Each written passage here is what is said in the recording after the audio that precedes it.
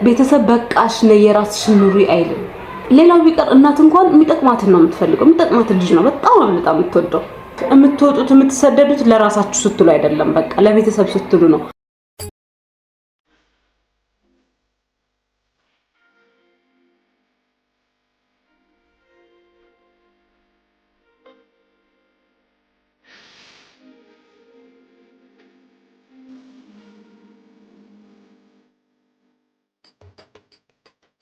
ሰላም እንዴት ናችሁ? ውዴቱ ቤተሰቦቻችን ደህና ናችሁ ወይ? ዛሬ ደግሞ በሌላ ቪዲዮ መጥቻለሁ ማለት ነው። ዛሬ የመጣሁበት ቪዲዮ ምንድነው? ፀጉራችንን ወይም ራሳችንን በራሳችን ለሁለት እንኳን ለመስራት የምንቸገር ሰዎች አለንና እንዴት ራሳችንን በራሳችን ፀጉራችንን መስራት እንችላለን የሚለውን አሳያችኋለሁ ማለት ነው። ቁጥርጥር ነው የምሰራው።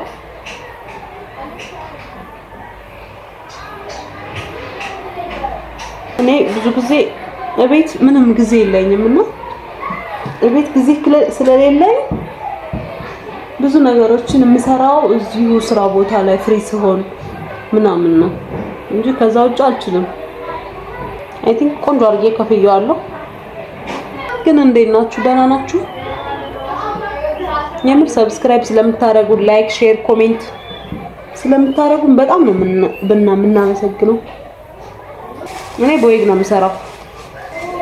እናንተ ከፈለጋችሁ በራሳችሁ መስራት ትችላላችሁ፣ በራሳችሁ ፀጉር። እኔ ግን አሁን እቅዴ በዊግ የመሰራት ነው። ስለዚህ በዊግ ነው የምሰራው ማለት ነው። እቺን እንድች ታረጋላችሁ፣ በዛ እንድች ታረጋላችሁ፣ እንድች ታረጋላችሁ። ከዛ እዚህ ጋርም ለሶስት ትከፍሉታላችሁ።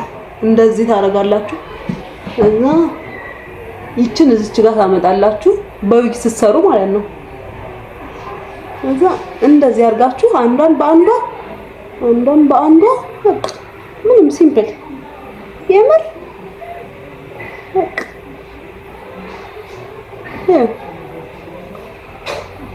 ከዛ እዛው ጥብቅ አድርጋችሁ ይዛችሁ መስራት ነው። እዩት እንዴት እንደሚያምር። እንዲህ ያረጋችሁ ከለቀቃችሁት ይፈታባችኋል። ስለዚህ አትልቀቁት።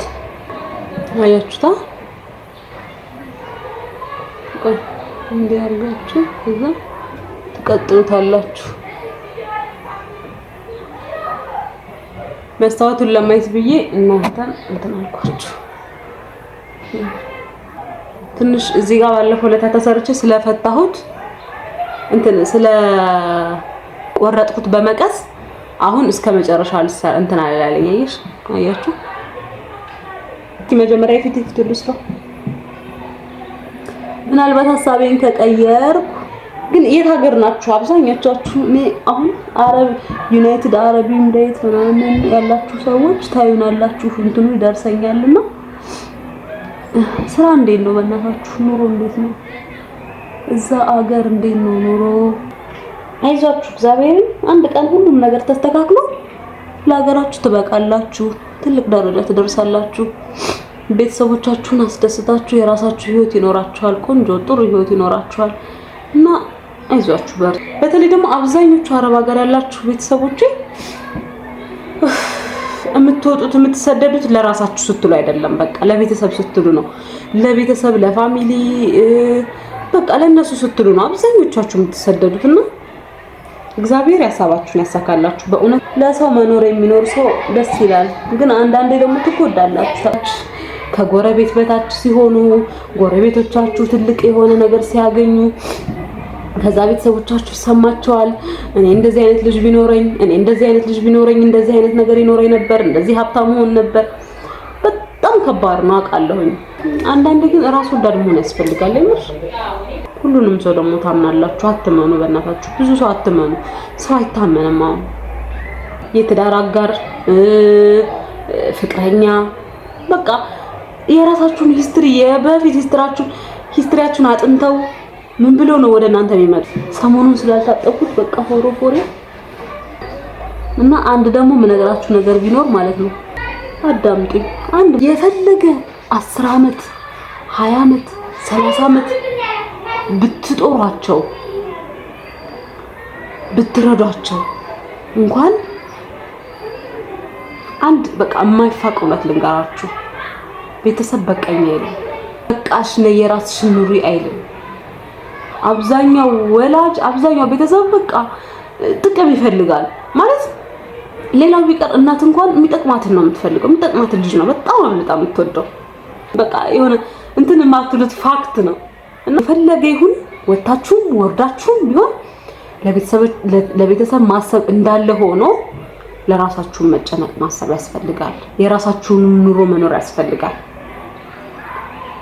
በቃኝ እኔ ደግሞ አሁን የኔ ተራ ነው ማለት አለባችሁ። አረብ ሀገር ያላችሁ እህቶቼ የምሬ ነው፣ ቤተሰብ በቃኝ አይልም። ራሳችሁን አትጉዱ።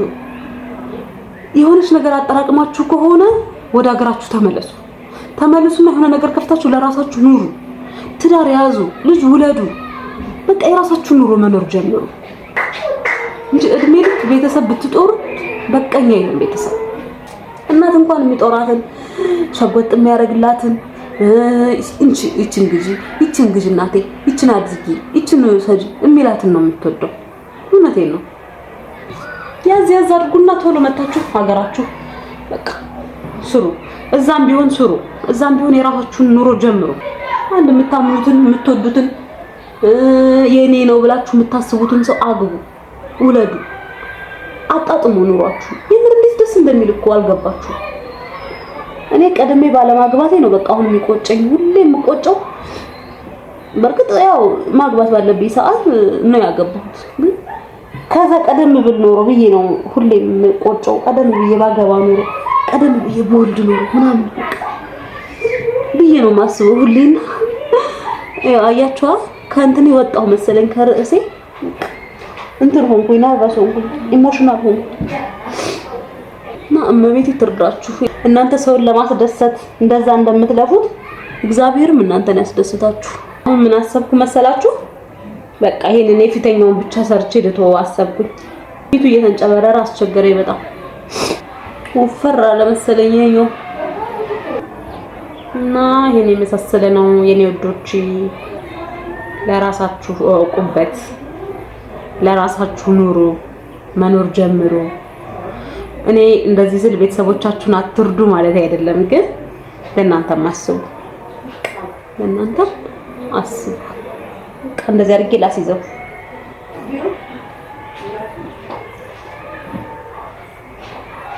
ፀጉር ማሰጃ ወድቆ ነው። ይሄን ይመስላል።